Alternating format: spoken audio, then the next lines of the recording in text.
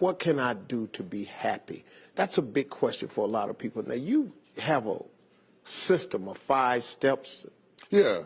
I've written 5 simple steps that really helps no matter who you are, what walk of life you're in. Number 1, you have to own your own happiness. Take it away from other people demanding that they make you happy. Your kids are not going to make you happy. Your spouse is not going to make you happy. A big house is not going to make you happy. Own your own happiness and be responsible for doing those things that bring joy into your own heart, independently of life and people and money and all of that stuff. Right. It doesn't necessarily give you a happiness. You have to take responsibility of that peace and that joy that lives inside of your heart and not inside of your stuff. Wow. Am I right? Yeah.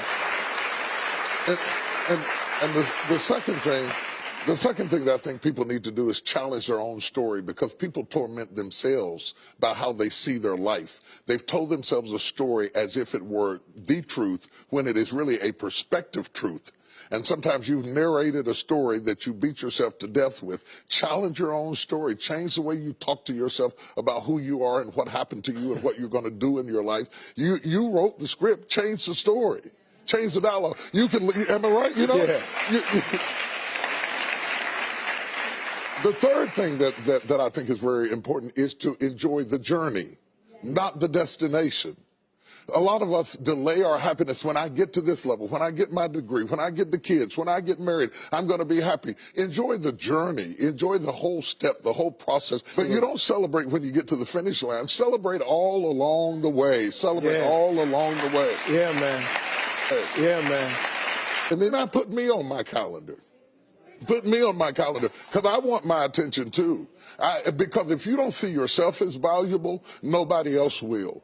You know, nobody else will. The other point is make relationships count. Making your relationships count, because everything is about relationships. First of all, your relationship with God. That's a very important thing to have, because as long as you know that there's somebody in charge, you don't have to bear the brunt of the responsibility and the weight of what's going on in your life. Yeah. You can talk to the boss. Okay. Yeah. Number 2, enjoy your relationship with yourself. If you don't like you, it makes it hard for me to like you. Because people, when you walk into their atmosphere, they draw you into the cosmos of their own drama. And if they're full of drama without you, when you come in, you become caught up in the cyclone of their drama. Yeah. Enjoy your relationship with yourself. And then anybody else who comes in, they enter into a party you already started. You understand? Yeah. And then the relationship with your kids, the relationship with your spouse, the relationship with your friends, taking time to enjoy the relationships, because there is no fruit. Nature teaches us that there is no fruit without relationships. You cannot be fruitful by yourself. In business, in home, in life, in church, I don't care what it is, you are no more than the relationships you surround yourself with, and make sure that those are good ones. The 5th thing, Yeah. No, go ahead. I'm loving it, man. Is this good? Yeah, this is really good. The 5th thing that I really ascribe to is balance work with play. You can't do all of either one and be successful. And to those whom much is given, much is required. And if you work really hard and you're a really diligent person, make sure that you do some play to balance your life out. If you play real hard but you don't work very much, you're going to be fun, but you're going to be hungry. You know what I'm saying?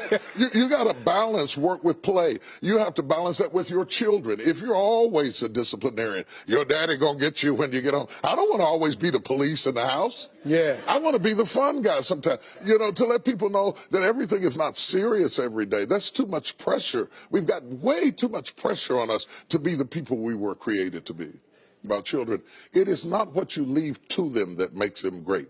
It's what you leave in them. And if you leave enough in them,